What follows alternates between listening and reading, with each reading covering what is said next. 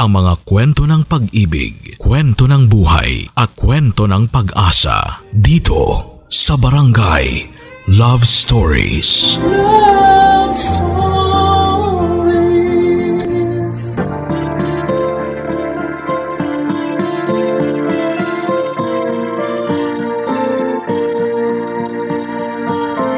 Mahirap kalimutan ang unang pag-ibig.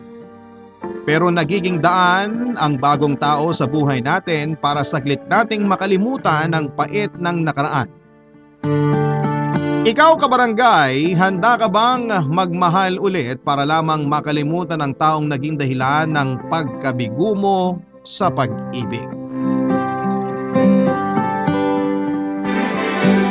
May pagkakataon na dahil po sa pagmamahal na nararamdaman natin para sa isang tao ay pilit nating gagawing tama ang bagay na alam nating mali na sa umpisa. Ang sabi nga nila, hindi kailanman nadidiktahan ng puso. Pero dapat nga bang palaging sundin ang puso kahit alam ng isip natin na hindi na ito tama at nakakabuti para sa ating sarili? Dear Papa Dudut, tawagin mo na lamang ako sa pangalang Charlene, 29 years old at nagtatrabaho bilang accounting assistant dito sa Novaliches. Matagal ko ng hobby talaga ang pakikinig ng drama sa radyo. Pero ngayon ko lamang naisipan na magpadala ng sarili kong kwento.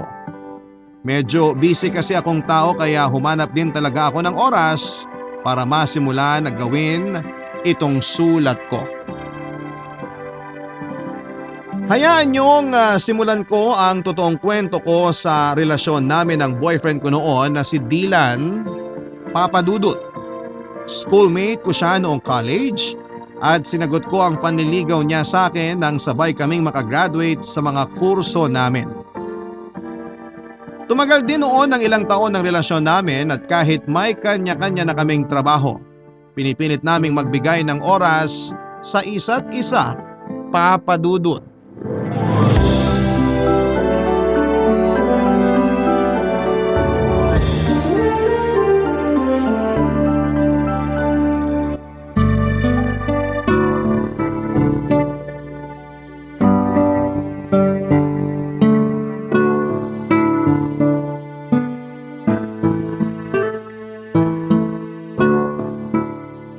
Grabe yung traffic talaga ng biyahe natin kanina, no? Buti na nga lang sinundong mo ako sa office namin kahit malayo talaga yun mula sa office nyo. Kung nag-commute ako, baka mas late pa ako nakauwi dito sa bahay. Friday naman ngayon, kaya okay lang sa akin na malate nang uwi sa apartment ko. Sayang nga lang hindi tayo nakapag-dinner kanina. Kung hindi tayo naipit sa traffic, baka nakadaan pa tayo dun sa favorite restaurant natin. Kaya nga eh. Tsaka kailangan ko rin makauwi kaagad kasi may mga kailangan pa akong tapusin na trabaho. Uuwi ka na rin pala agad, Han? Oo eh. Kasi 'di ba kung maaalala mo, may tumawag sa akin kanina habang nasa biyahe tayo papunta dito sa bahay niyo. Boss ko 'yun. May pinapahabol siya na financial report na kailangan ko ipasa mamaya. Magtatrabaho ka pa rin kahit gabi na? Oo, Han. Kailangan eh. Ay, nag-text pa naman si Mommy kanina. Sabi niya nagluto siya ng kare-kare. Paborito mo 'yun, 'di ba? Talaga nagluto siya?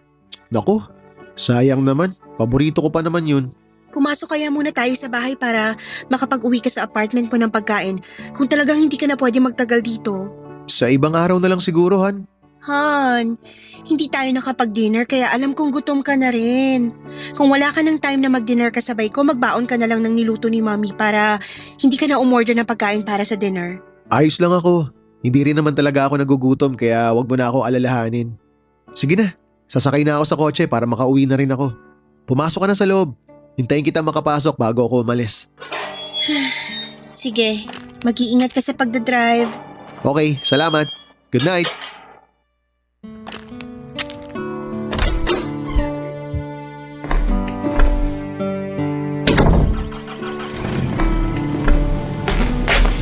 Hinatid ka pala ni Dylan?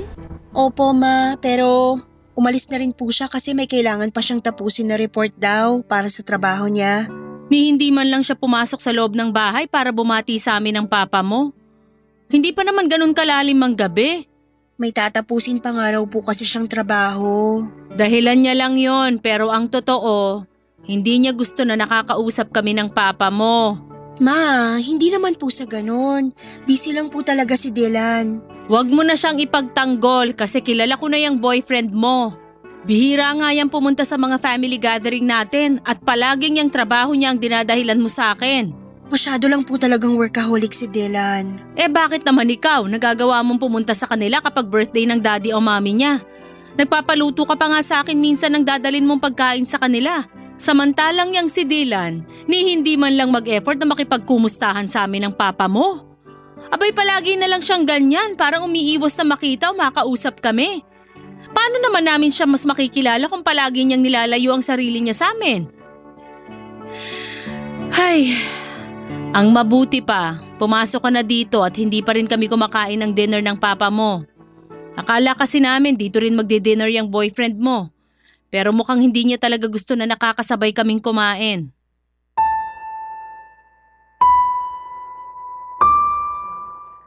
Papa Dudut, unang nakilala ng mga magulang ko si Dylan bilang schoolmate ko noon. At kalaunan ay sinabi ko na rin na nanliligaw siya sa akin. Pero kaagad kong sinundan na wala pa akong balak na sagutin si Dylan. Solong anak lamang ako kaya naman alam ko na medyo mataas ang expectation sa akin ng mga magulang ko. Nangako rin ako sa kanila na palagi kong pagbubutihin ang pag-aaral ko at yun naman talaga ang ginawa ko. Kaya kahit gusto ko na talaga si Dylan noong nanliligaw pa lamang siya sa akin noong college ay pilit kong pinigilan ang sarili ko na sagutin kaagad siya. Papadudot nang makagraduate nga kami ni Dylan ay doon na ako naglakas ng loob na sagutin ang panliligaw niya. Lalo na at nakita ko naman ang effort niya para magustuhan ko siya. Yung pagsama niya sa mga group study namin kahit puyat at pagod siya sa paglalaro para sa soccer team nila. Yung palagi niyang pagte-text at tawag sa akin at ang pinaka-sweet na part ay yung pagsulat niya ng mga tula para sa akin. Mabait din siya at gentleman talaga kaya tuluyan nang nahulog ang loob ko sa kanya, Papa Dudut. Nang maging boyfriend ko nga siya at pinakilala ko sa mga magulang ko ay naging maayos naman ang lahat, Papa Dudut. Kaya lang ay hindi siya masyadong nagsasalita nung kinausap siya ni na Papa at Mama. Sumasagot siya sa tanong ng mga ito pero hindi siya masyadong nagkwekwento. Nang matapos ang dinner na yon ay inamin sa akin ni Dylan na hindi talaga siya masyadong sanay na makihalubilo sa mga matatanda kaya hindi siya masyadong nakaimik sa dinner na yon. Hindi rin siya masyadong sumasama sa mga family gathering namin at palaging umiiwas na makita ang mga magulang ko. Nung una medyo naiinis ako hanggang sa nakasanayan ko na lang din yon, Papa Dudut.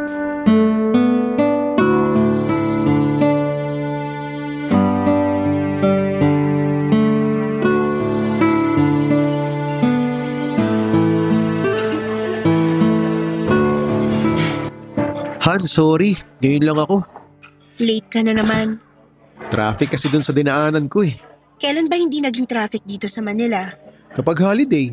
Yun nga lang, hindi holiday ngayon kaya na-traffic ako. Ayun na nga. Alam mo ng traffic pero hindi ka pa rin nag-adjust ng oras mo. Maniwala ka Han, in-adjust ko oras ko kanina. Hindi ko lang in-expect na mas magiging traffic ngayon. 15 ngayon, Dylan, araw ng sweldo ng ibang empleyado kaya dapat naisip mo na mas magiging traffic nga. Tapos dito mo pa ako niyaya sa malayong restaurant para mag-dinner? Di ba sabi mo favorite mo yung cannelloni pasta nila dito? Oo nga, pero ang layo kasi nito sa bahay namin. Buti sana kung sinundo mo ako mula sa bahay namin papunta dito. Mas lalo tayong maiipit sa traffic kung pinuntahan pa kita kanina sa bahay nyo. Pero kung inagahan mong alis sa apartment, hindi tayo maiipit sa traffic. Ang tagal ko kaya naghintay dito sa restaurant. At kung alam ko lang na 30 minutes kang malilate, hindi na lang sana ako umalis ng maaga sa bahay. Han, nagsorry na ako diba? Ano palang in-order mo? Nagugutom na talaga ako eh. Umorder ako ng buttered shrimp, cannelloni pasta at roasted chicken. Hindi ka umorder ng barbecue o chop suey? Wala ka namang sinabi na umorder ako noon. Nung tumawag ako kanina para itanong kung anong gusto mong pagkain. Pero di ba sinabi ko sa'yo, nakagabi pa ako nagkikrave ng barbecue nila dito sa resto na to? Oo nga, pero hindi mo nga sinabi na umorder noon kanina. Ang sabi mo lang ako nang bahalang umorder ng pagkain natin. Kasi ang akala ko, maaalala mo yung sinabi ko sa'yo kagabi. Han, hindi ko na kasalanan kung hindi ko na maalala yon. Tambak ako ng trabaho kahapon na magkausap tayo sa cellphone. Paano ko pa matatandaan yun? Kung sinabi mo na lang sana kanina na umorder ako ng barbecue chop suey, edi sana wala na tayong pinagtatalunan ngayon. Tsaka Han, pwede mo pa naman yan i-order sa waiter. Sandali nga, tatawagin ko ng waiter para… Hindi na, wag na. Hayaan mo na. Okay na yung mga in-order mo. Baka mas matagalan pa bago tayo makakain pag umorder ka ng panibago. Kesa kumakain na tayo, maghihintay pa tayo na ma-serve yung barbecue. Pagod na ako. Wala na akong patience maghintay. Gusto ko na talagang kumain. Hintayin na lang natin yung pagkain. Ihahatid na rin yun ng waiter. Birthday nga pala ni Mommy next week. Sunday yon at alam ko na wala kang pasok sa trabaho. Wala nga akong pasok nun, pero may basketball game kami ng mga pinsan ko tuwing linggo, di ba? Alam mo naman yun. Baka naman pwedeng hindi ka muna pumunta sa basketball game nyo na yon. Hindi pwede. Nakapangako na ako sa kanila eh. Pero ini-expect na ni Mommy na nasa bahay ka sa birthday niya. Darating din kasi nun sina Lola at ibang kamag-anak namin. Yung iba sa kanila gusto ko rin makilalahan. Han, alam mo naman na introvert ako eh. Hindi ako mahilig makisalamuha sa ibang tao. Hindi ako magaling makipag-usap. Ayoko ng mga ganyan. Introvert, pero pagdating sa barkada at mga pinsan mo, ang taas palagi ng energy mo. Eh syempre, matagal ko na silang kilala eh. Eh yung mga kamag-anak mo, hindi ko naman sila kilala. Kaya talagang hindi ako magiging komportable na makasama sila. Huwag mo na akong pilitin na kausapin yung mga yun. Eh paano mo nga sila makikilala kung hindi ka naman pumupunta sa mga family gathering namin? Pero kapag family mo naman ang may celebration, palagi akong present. Alam mo, Dylan, minsan ang unfair mo na talaga sa akin. Ang unfair na ng ginagawa mo sa relasyon natin. Papa Dudut, totoo nga ang sinasabi nila na hindi mo basta-basta makikilala ang isang tao kapag hindi mo siya nakakasama ng matagal.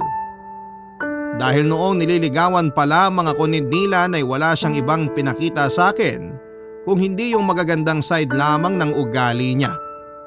Oo, naging mabait pa rin naman siya sa akin at gentleman noong boyfriend ko na siya. Pero doon na rin nagsimula na mas makilala ko siya. Bukod sa hindi niya pagsama-sama sa akin sa mga family gathering, Papa Dudut, ay isa rin sa mga pinaka nadismaya ako sa ugali niya ay yung pagiging palagi niyang late sa mga date naming dalawa. Hindi siya nauubusan ng dahilan sa tuwing malilate siya ng dating sa usapan namin. Traffic, nasiraan siya ng motor, hindi niya napansin ang oras at kung ano-ano pa. Papa Dudut, dalawang beses pa lamang kaming nagkaroon ng pagkakataon na magregalo sa isa't isa. Yun ay nang niregaluhan ko siya ng relo para lang maging on time siya sa mga date namin. Hindi naman yun palagi nangyayari na late siya, pero madalas, as in madalas talaga, Papa Dudut, ay lagi siyang nalilate. Pakiramdam ko noon ay ako lamang ang nag-e-effort sa aming dalawa. At dahil alam niya na mas mahaba ang pasensya ko at mabilis akong masuyo, hindi pwedeng mawawalan kami ng date sa isang buwan nang dahil meron siyang idadahilan na dahilan kung bakit siya nalilate. Pakiramdam ko ay lagi ako nagpaparaya sa kanya, Papa Dudut, ng mga panahong yon. Barangay Love Stories. Barangay Love Stories. Papa Dudut, kahit gaano kahaba ang pasensya ng isang tao ay may limitasyon din ang lahat. Pati na minsan ang pagmamahal at nararamdaman natin.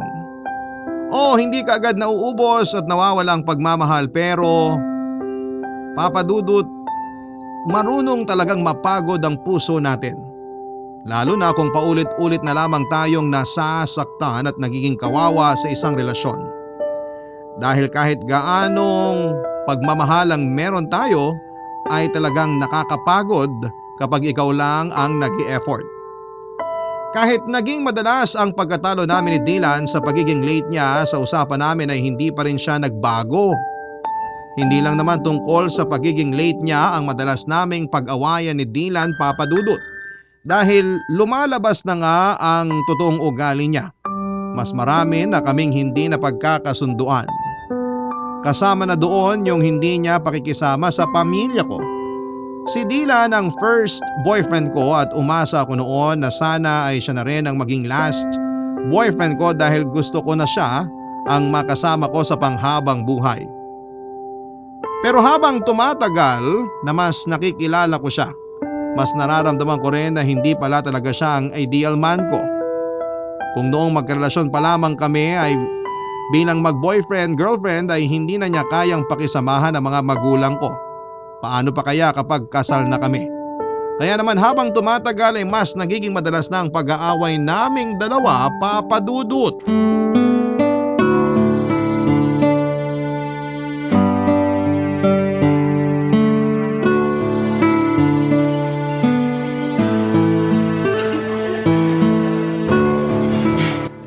Han, sorry. Ngayon lang ako. Late ka na naman. Traffic kasi dun sa dinaanan ko eh. Kailan ba hindi naging traffic dito sa Manila? Kapag holiday. Yun nga lang, hindi holiday ngayon kaya na-traffic ako. Ayun na nga. Alam mo ng traffic pero hindi ka pa rin nag-adjust ng oras mo.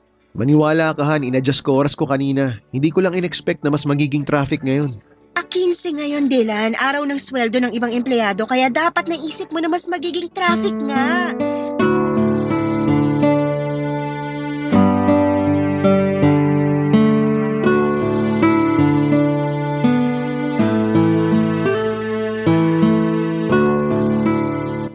Uy, Charlene! Buti naabutan pa kita dito sa pantry. Pasabay akong kumain ha. Sige lang. Mahaba pa naman ang oras ng lunch break ko. Late ka na nga rin palang nakapag-lunch break kanina. Grabe kasi mga pinagawa sa atin kanina. Tinambakan talaga tayo ng trabaho. Ganun talaga kapag ganitong huling linggo na ng buwan, ang daming report at deadline na dapat ayusin. Ang lalim ng buntong hininga mo ah. Parang wala nang kinalaman sa trabaho. Aba, hindi sumagot. Ibig sabihin tama ako. Tama na ano? Tama ako na hindi tungkol sa trabahong malalim na buntong hininga mo. Ay, oo. Kasi sanay naman na ako sa tambak na trabaho sa opisina natin. Gusto mo bang hulaan kong totoong dahilan? O magkukwento ka na lang? Gio, isa lang naman ang dahilan kung bakit ako bumubuntong hininga ng ganito kalalim. Ang boyfriend mong si Dylan at wala nang iba. Tama ako, di ba? Oo. Nag-away kayo? Nag-away na naman kaming dalawa. Alam mo, minsan nga, mas nakakapagtaka kapag hindi kami nag-aaway. Kasi parang routine na ng relasyon namin ang pagtalunan ultimong tungkol sa napakaliit na bagay lang, paulit-ulit na maliit na bagay. Baka naman kasi kulang lang kayo sa communication. Araw-araw naman kami nag-uusap. Ano pang kulang doon? Iba naman kasing communication yung sinasabi ko. Hindi to basta usap. Dapat kapag nag-uusap kayo, sinusubukan nyo ring intindihin ng isa't isa at pag-usapan ng mga issue na meron kayo. Para naman saan? Para mag-away lang ulit kami? Para maintindihan nyo kung ano bang punot dulo ng palagi nyo pinag-aawayan. Ang sabi mo nga kanina, di ba? Halos paulit-ulit lang yung dahilan. Kaya bakit hindi nyo pag-usapan ng maayos? Kasi hindi rin naman siya marunong mag-adjust sa issue ng relasyon namin. Gusto niya na palaging siya yung nasusunod at nagkokontrol sa relasyon naming dalawa. Baka naman kasi sinanay mo na maging ganun siya sa relasyon nyo. Hindi ko alam. Pero siguro nga kasi ayoko talaga nang nakikipag-away ng matagal. Kumbaga, kapag nag-aaway kami, sa huli ako rin yung unang tumatawag para makipagbati sa kanya. O kaya kapag nag-sorry siya, okay na agad sa akin ang lahat para tapos ng away. Pareho pala tayo. Kasi ganyan na ganyan din ako sa asawa kong si Janice. Kapag nag-aaway kami tungkol sa maliliit na bagay, ako rin ang palaging gumagawa ng paraan para magkabati kaming dalawa. Ano namang pinag-aawayan niyo ng asawa mo? 2 bagay lang naman. Kung hindi tungkol sa pera, tungkol naman sa pag-aasikaso sa mga bata. Eh di ba ikaw lang ang nagtatrabaho sa bahay niyo? Oo. At gusto niya na pati pag-aasikaso sa 3 anak namin, ginagawa ko. Alam mo, wala naman akong problema doon kasi alam ko na responsibilidad ko rin ang mga anak namin. Pero may mga pagkakataon kasi na kahit pagod ako sa trabaho, pinapasa niya pa rin sa akin pati ng pagpapalitan diaper ng bunsong anak namin. Alam mo yung stress na ako sa overtime at pagod sa trabaho?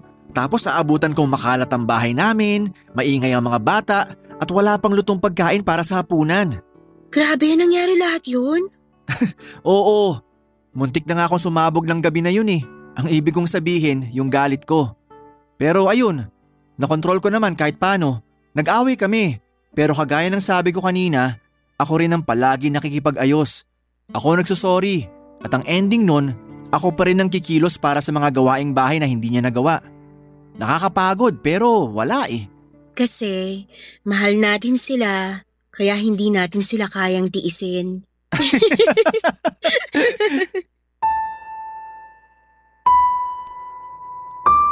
Papa Dudut, sinubukan pa naming ayusin ni Dylan ang relasyon naming dalawa.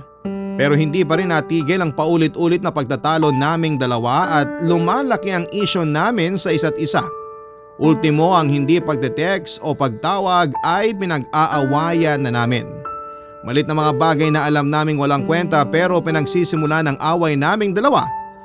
At sa mga oras na nag-aaway kami, ang kaibigan at katrabaho kong si Gio ang naging madalas na kausap ko tungkol sa magulong relasyon namin ni Dylan. Papa Dudut, hindi nagtagal ay tuluyan nang natapos ang relasyon namin ni Dylan. Mahirap po at masakit din yon para sa akin dahil nga si Dylan ang first boyfriend ko. Noon pa lang ay marami na akong plano para sa aming dalawa. Mga plano na akala ko ay sabay naming tutuparin. Pero may mga bagay na hindi natin pwedeng ipilit lalo na kapag pareho na kayong nagkakasakitan. Hindi man ang pisikal, pero iba kasi kapag paulit-ulit na tayong nasasaktan ng emosyonal. Mas malalim ang sugat na naiiwan nito sa atin. Mas malalim yung sakit. Pero sa huli wala naman tayong ibang pagpipilian, Papa Dudut, kung hindi ang umusad kahit na mahirap talagang gawin ang bagay na yon.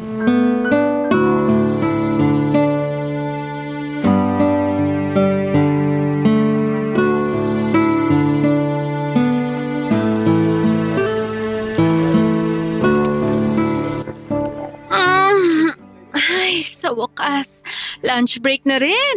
At wala tayong overtime ngayon, pati na mamaya pagkatapos ng shift natin. Grabe naman kasi yung mga pinatrabaho sa atin ng manager natin.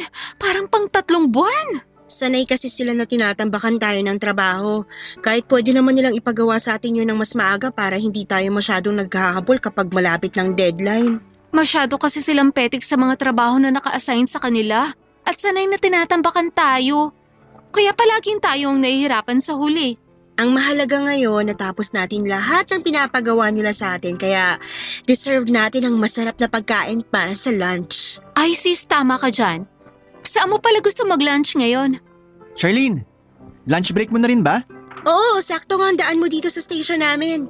Narinig mo yata na kumakalam ng sikmura ako. Parang gano'n na nga. Saan mo ba gusto mag-lunch? Treat ko. Ikaw nang bahala kasi ikaw naman manlilibre eh. Ay, sana all nililibre ng pagkain. Gusto mo bang sumama, Divine? Pwede naman. Naku, hindi na. Baka makaistorbo pa ako sa inyo. Sige, ikaw ang bahala. Charlene, hintayin na lang kita sa kotse para sa labas na lang tayo mag-lunch. Mahaba pa naman ang lunch break natin. Okay, sige. Susunod na rin ako kaagad doon. Charlene, may gusto ka bang sabihin sa akin? Ano namang sasabihin ko sa'yo? Sus, kunwari pa to. Alam mo naman ang tinutukoy ko. Ay, mali pala. Kilala mo naman na kung sinong tinutukoy ko. Divine, kung tungkol kay Gio yung ini-issue mo sa akin, uulitin ko na magkaibigan lang kaming dalawa. Kaya hindi mo kailangan na mag-isip ng kahit na ano tungkol sa amin. Magkaibigan na palagi magkasabay na mag-lunch break at lumabas ng opisina pagkatapos ng trabaho. Oo, kasi pareho lang naman ang oras ng shift naming dalawa eh. Naku, Charlene ha. Huwag kang ang pabebe dyan. Alam ko namang may something na sa inyong dalawa ni Gio. Ano bang something yan? Wala nga. Okay, iibihin ko na lang ang tanong ko. Wala pang something sa inyo pero gusto mo si Gio. Tama ba ako? Alam mo, Divine, ang dami mong tanong. Ayun na nga. Ang dami kong tanong pero ni isa wala ka namang sinasagot. Sinagot ko naman na magkaibigan lang kami ni Gio. Walang kahit na anong namamagitan sa aming dalawa. Okay, sige. Mabuti na yung nagkakaliwanagan tayo. Kasi ipapaalala ko lang na pamilyadong tao yang si Gio. At maraming kaibigan dito sa opisina ang asawa niya. Kasi dati rin yung nagtatrabaho dito. Alam ko naman yon, pati na ang limitasyon ko. Good! Kaibigan mo ko. At ayoko lang talaga na magkaroon ka ng problema dito sa opisina. Alam ko na hindi madali ang naging breakup niyo ni Dylan. Pero wag mo rin madaliin ang process ng pag-move on mo. Hindi mo kailangan gumamit ng ibang tao para makapag-move on ka na kaagad. Papadudot, isa sa mga dahilan kung bakit nakausad kaagad ako ay dahil sa presensya ni Gio. Sa kanya talaga ako mas madalas na nagkukwento ng mga panahong yon na hindi na okay ang relasyon namin ni Dylan. Alam ni Gio kung paano ko pinilit na ayusin ang relasyon namin ng ex-boyfriend ko. Siya ang naging tagapakinig at tagapagpayo ko noon. Kaya naman hindi imposible na mahulog ang loob ko sa kanya. Papadudot, lilinawin ko lang ha, na hindi si Gio ang dahilan kung bakit natapos ang relasyon namin ni Dylan. Sadyang hindi na lang talaga kami nagkakasundo. Kumbagay wala na talagang patutunguhan ang relasyon naming dalawa. Pero si Gio nga ang dahilan kung bakit nakapagsimula na akong makausad mula sa natapos naming kwento ni Dylan. Ayun nga lang ay hindi ko maamin kahit sa kanino man sa opisina namin ang tungkol sa amin ni Gio dahil kasal siya at may anak na siya. Kaya nung una ay nakontento na talaga ako sa mabuting pagkakaibigan na meron kaming dalawa ni Gio, Papadudot. Barangay Love Stories. Barangay Love Stories.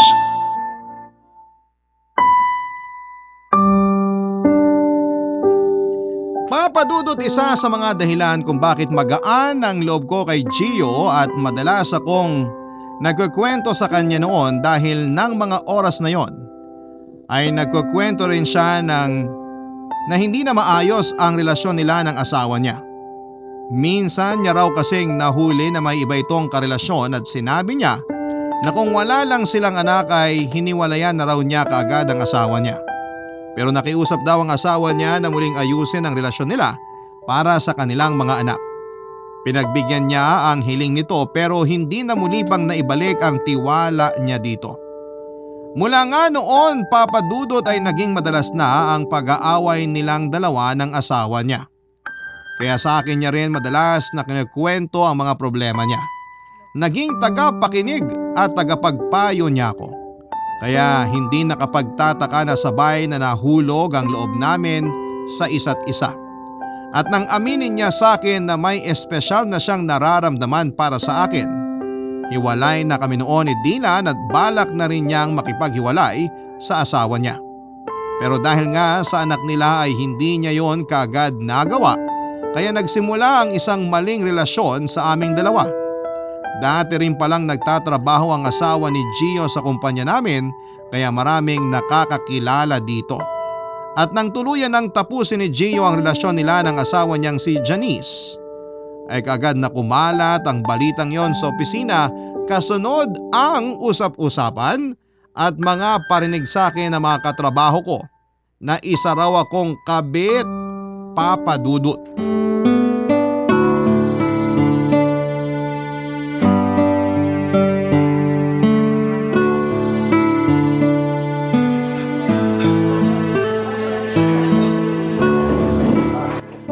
Buti na lang hindi tayo ngayon sa pantry nag-lunch kasi sigurado na pagchichismisan na naman tayo ng mga tao doon. Yaan mo na. Masarap din naman ang pagkain sa restaurant na to. Oo. Tsaka ang mahalaga, magkasama pa rin tayo ngayong lunch break. Dito na lang kasi ako medyo nare-relax, sa totoo lang. Grabe kasing magparinig yung ibang kaopisina natin. Keso, ako raw sumira ng relasyon yun ng asawa mo. Tapos alam mo ba, kinausap pa ako ng manager natin. Anong sabi niya sa'yo? Huwag daw sana tayong maging masyadong PDA sa office. PDA? Oo, public display of affection o yung sweet-sweetan sa harap ng maraming tao. Hindi naman tayo ganun. Ayun na nga ang sabi ko sa manager natin. Professional tayo pagdating sa trabaho. Hindi niya na kailangan na sabihin sa akin yun. Close kasi sila ng ex ko. Kasi nga 'di ba? Dati siyang nagtatrabaho sa HR ng office natin. Baka nga hanggang ngayon nakakamustahan pa rin silang dalawa eh. Mukha nga kasi ang seryoso niya habang kinakausap ko kanina. Pero Okay lang kasi pareho naman tayong hindi PDA. Naiinis lang ako sa ibang kaopisina natin kasi palagi na lang sila nagpaparinig kapag padaan ako sa station nila. Tapos alam mo ba minsan, may isa pa tayong office mate na bigla na lang bumunggu sa akin sa may hallway ng office. Baka naman hindi sinasadya yun. Sinadya niya yun kasi hindi man lang siya nagsorry sa akin eh. Nalaglag pa nga ang bag ko noon pero hindi man lang siya lumingon sa akin. Ay, pero hayaan mo na. Hindi naman ako patola sa mga ganong klaseng attitude. Ikaw ba babe? Kumusta ka? Ha? Tinatanong kita kung kumusta ka kasi 'di ba 2 araw kang naka-vacation leave. Hindi ka nga rin masyadong sumasagot sa mga chat ko sa'yo eh. Ba't ka nga ba nag-vacation leave? Hindi mo malang sinabi sa akin na hindi ka pala papasok. Wala ka namang medical certificate na in-email. Kaya nung magtanong sa akin si Divine tungkol sa leave mo, ang sabi ko na lang, may lakad ka yata. Kahit ang totoo, hindi ko alam kung... I think we should stop this, Charlene. Ano? Ang sabi ko, siguro mas okay kung ititigil na natin to. Gio, nakakaintindi ako ng English kaya hindi mo na kailangan Tagalogin pa yung sinabi mo. Ang hindi ko lang maintindihan, ano yung kailangan nating itigil? Yung pagkain natin ngayon? Yung pag-uusap natin? O Itong yung... relasyon natin. Nakikipaghiwalay ka na sa akin? Charlene, hindi din madali sa akin to pero... Hindi pala madali sa'yo. Eh di sana naisip mo rin na mas lalo hindi madali sa akin ang pumasok sa relasyon na to. Hindi madali para sa akin na paulit-ulit na tawagin akong kabit ng ibang tao. Na marinig na isa akong homewrecker kahit ang totoo, siraan ang relasyon niyo bago pa ako pumasok sa eksena ng buhay niyo. Pero nilunok ko ang lahat ng hirap na yun, Gio. Nilunok ko kasi minahal kita tapos ano? Tapos ganito na bigla mo na lang ibabasura lahat ng effort ko? Hindi ko naman binabasura kung ano man ang meron sa ating dalawa. Maniwala ka sa akin, nahihirapan din talaga ako. Pero kasi, masyado na akong iniipit ni Janice. Ni ayaw niyang ipakita sa akin ng mga anak namin mula nung maghiwalay kami. Pati yung parents ko, inaaway na ako. Lahat sila, pinagtutulungan ako dahil lang sa nakipaghiwalay ako kay Janice. Pero di ba ang sabi mo ako ng mahal mo? Oo. Kung totoo yan, bakit hindi mo magawang maipaglaban yung pagmamahal na yan? Kasi nga, mahirap yung sitwasyon nating dalawa. Sa'yo na nang galing, di ba? Pinagtutulungan ka ng mga kaopisina natin. At ganun din ang ginagawa sa akin ng pamilya ko. Kaya alam ko na parehong matatahimik ang buhay natin sa oras na magawa na nating itama ang lahat.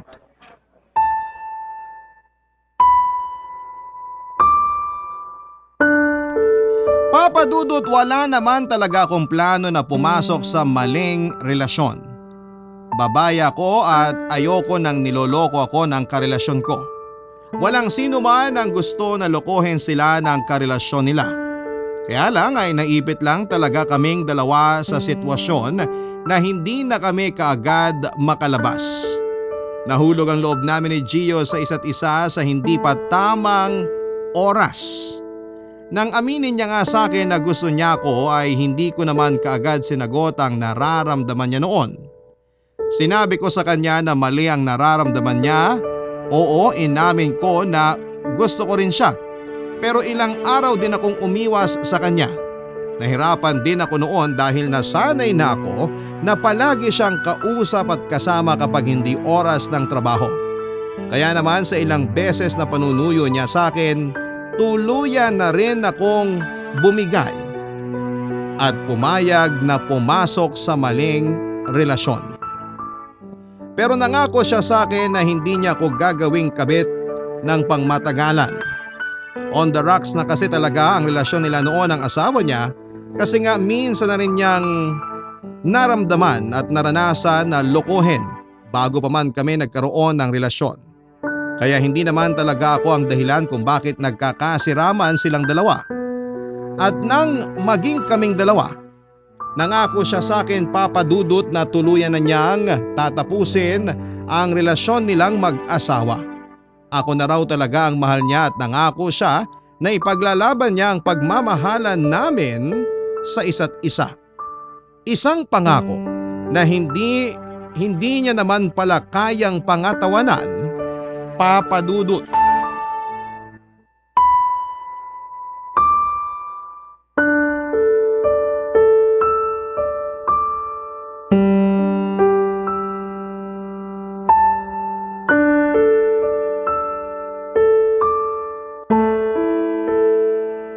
Sigurado ka bang magre-resign ka na talaga, Charlene?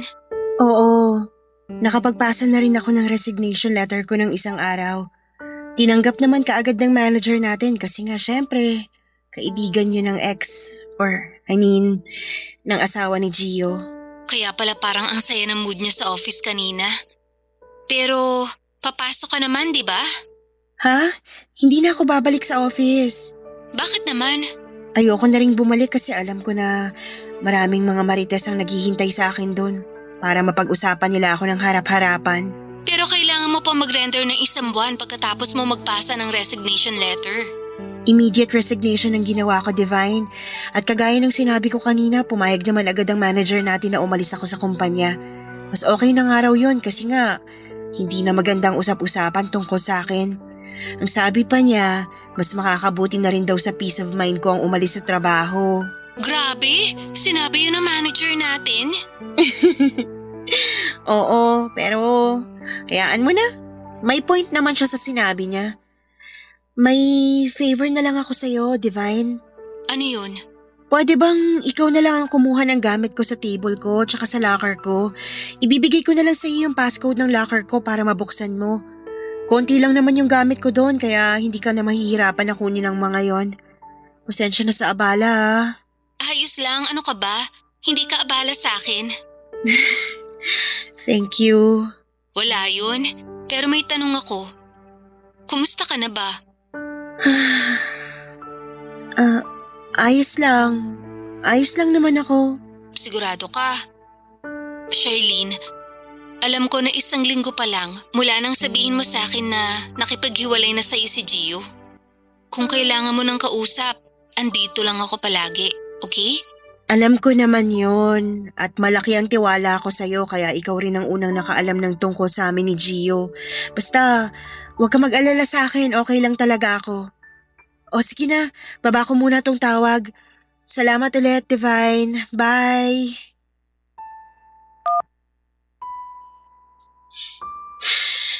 Ayos lang ako. Ayos lang talaga ako. Charlene, anak? Gising ka pa ba? Opo, Ma.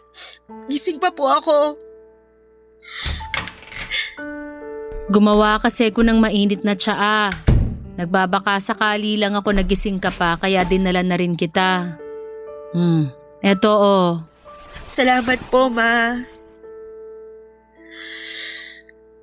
Ang bango po nitong tsaa. Oo, at masarap din yan. Hindi ganong mapait. Palamigin mo muna ng konti para hindi ka mapaso kapag ininom mo na. Sige po.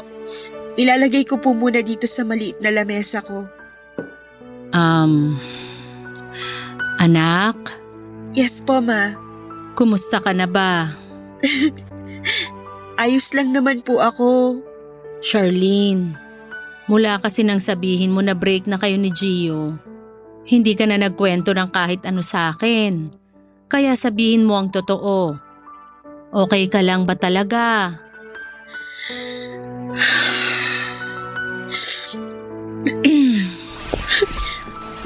Hahawakan ko ang kamay mo para maramdaman mo na okay lang ang umiyak. Hindi kita huhusgahan. Mama mo ko kaya pwede mong sabihin sa akin lahat ng nararamdaman mo. Alam ko naman po yun, Ma. Kasi nang sabihin ko sa inyo na kasal na sa ibang babae ang bagong boyfriend ko, hindi naman po kayo nagalit sa akin. Dahil sinigurado mo na hiwalay na sila ng asawa niya bago ka pumasok sa relasyon nyo. Pero ang naging tanong ko sa'yo noon, bakit ka pumasok sa bagong relasyon kahit alam mo sa sarili mo na hindi ka pa handa? Kasi yun pong nakita kong paraan para maka-move on na kaagad ako kay Dylan. Naisip ko na kung may bagong lalaki na sa buhay ko, makakalimutan ko na kaagad siya. Nagawa ko naman po yun, Ma. Nagawa ko kalimutan kaagad si Dylan. Oo, tama ka. Pero anong nangyari? Nasaktan ka rin sa lalaking pinalit mo kagad sa kanya, 'di ba? Nasaktan ka kasi pumasok ka sa relasyon kahit hindi ka pa naman talaga handang magmahal uli. Masyado mong minadali ang lahat. Pero alam ko naman na matatag ka, anak. Lahat ng sakit na nararamdaman mo ngayon, malalampasan mo rin to. Makakalimot ka at magagawa mong magmahal uli. Papa Dudut, sa kabila ng maling relasyon na pinasok ko, umasa talaga ako noon na magiging tama rin ang lahat sa aming dalawa. Pinanghawakan ko kasi ang pangako sa akin ni Gio. Pinanghawakan ko na sabay naming tutuparin ang mga plano na binuo naming dalawa. Malalim na kasi ang pagmamahal na nararamdaman ko noon para kay Gio. Yung pagmamahal na handa ko nang awayin ang ibang tao para lamang sa kanya. Yung pagmamahal na ipaglalaban ko hanggang sa huli. Ayun nga lang, ako pala ang hindi kayang ipaglaban ng taong mahal ko. Papa Dudut, aaminin ko na tama si Mommy sa mga sinabi niya. Ginamit ko si Gio para mabilis ako makapag-move on mula sa nagtapos na relasyon namin ni Dylan. Malaki kasi ang pagkakaiba ng ugali nilang dalawa. Nakita ko kay Gio ang mga bagay na hinihiling ko noon na sana ay nasa ugali na lamang ni Dylan. Naramdaman ko na mas napapahalagahan ako ni Gio kumpara noong magkarelasyon pa lamang kami ni Dylan. Pero limitado lang pala ang relasyon na pwedeng magkaroon sa pagitan naming dalawa. Ramdam ko naman na minahal din ako ni Gio, mas matimbang lang talaga siguro ang pagmamahal na meron siya para sa asawa at anak niya. Malaking pagkakamali rin talaga, Papa Dudut, na humanap kaagad ako ng taong pwedeng pumalit kay Dylan sa puso ko. Oo, hindi ko hinanap si Gio at hindi namin pinilit na mahalin ang isa't isa. Nagsimula kasi sa mabuting pagkakaibigan na nauwi sa malalim na pagkakaibigan. Isang maikling kwento na may maagang katapusan. Naisip ko sa huli na okay na rin yon. Marami naman kaming natutunan mula sa isa't isa. May mga bagay at nararamdaman na hindi natin dapat pinaglalabanan, mga kapuso. May mga pag-ibig na hindi talaga nakatadhana sa pangmatagalan. At may mga tao na daraan lang talaga sa buhay natin para mag-iwan ng mga aral. Papa Dudut, ngayon ay single pa rin po ako, pero masasabi ko na masaya naman ako. Masaya ako na naghihintay para sa tamang tao na darating sa buhay ko. Hanggang ito na lamang po ang sulat ko, ang inyong forever kapuso at kabarangay, Charlene. Nagustuhan ng iyong napakinggan? Ituloy yan via live stream sa www.gmanetwork.com/radio. Barangay LS 97.1 for